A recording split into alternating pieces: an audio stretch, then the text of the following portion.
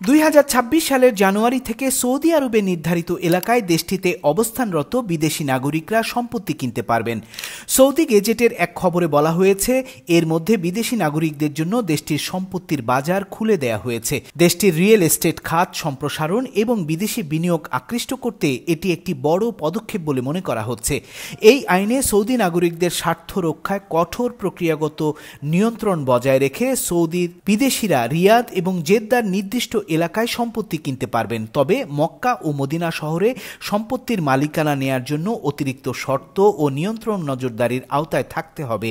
এই আইনের অধীনে সৌদির রিয়েল এস্টেট জেনারেল অথরিটি ঠিক করবে কোন ভৌগোলিক এলাকাগুলোতে অসৌদি নাগরিকরা সম্পত্তি কিনতে পারবে। সৌদি মন্ত্রিসভা নতুন আইনের অনুমোদনের পর এই ঘোষণা আসে।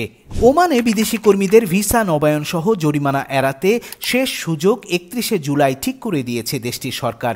এই গ্রেস পিরিয়ডকে শেষ সুযোগ হিসেবে বলে দিয়েছে দেশটির শ্রম মন্ত্রণালয়। এরপর আর কোনো আবেদন তারা গ্রহণ করবে না।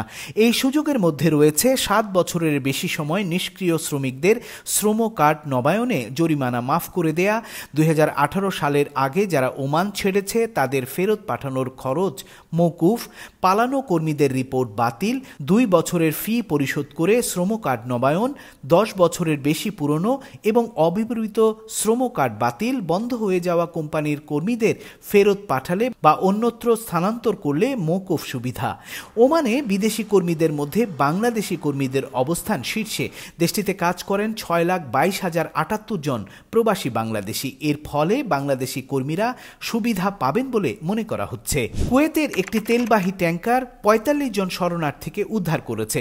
দেশটির সংবাদ মাধ্যম কুয়েত টাইমস জানিয়েছে, গ্রিস উপকূলের কাছে ভূমধ্যসাগরে ডুবে যাওয়া একটি নৌকা থেকে এসব শরণার্থীকে উদ্ধার করে কুয়েতি ট্যাঙ্কার বাহারার ক্রুরা।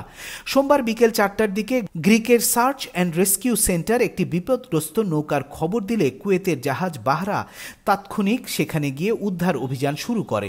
শরণার্থীদের নিরাপদে উদ্ধার করে পানি, খাবার এবং অস্থায়ী আশ্রয় প্রদান করা হয়।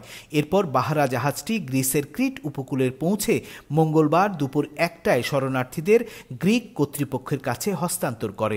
তবে শরণার্থীরা কোন কোন দেশের তা জানা যায়নি। কাতারের রাজকুমারী কিলার মাউন্টেন জয় করে ইতিহাস গড়েছেন। গালফ নিউজের খবরে বলা হয়েছে, কাতারের রাজ পরিবারের সদস্য এবং অভিজাত পর্বতারোহী শেখা আসমা আল থানি পাকিস্তানের কিলার মাউন্টেন নামে পরিচিত নাঙ্গা পর্বত জয় করে দেশের প্রথম নারী হিসেবে ইতিহাস গড়েছেন। নাঙ্গা পর্বতটির উচ্চতা 8,126 মিটার। পাকিস্তানের গিলগিত বালতিস্তানের এই বিপজ্জনক পর্বত তার কঠিন পথ ও দুর্ঘটনার জন্য কুখ্যাত। মাত্র 1 সপ্তাহ আগে চেক রিপাবলিকের 46 বছর বয়সী পর্বতারোহী ক্লারা সেখানে দুর্ঘটনায় মারা যান। নাঙ্গা পর্বত শেখ আসমান নবম 8,000 মিটার উচ্চতার পর্বত শৃঙ্গ জয়। তিনি বিশ্বের 14টি 8,000 মিটার পর্বত জয়ের লক্ষ্যে এগিয়ে চলছেন।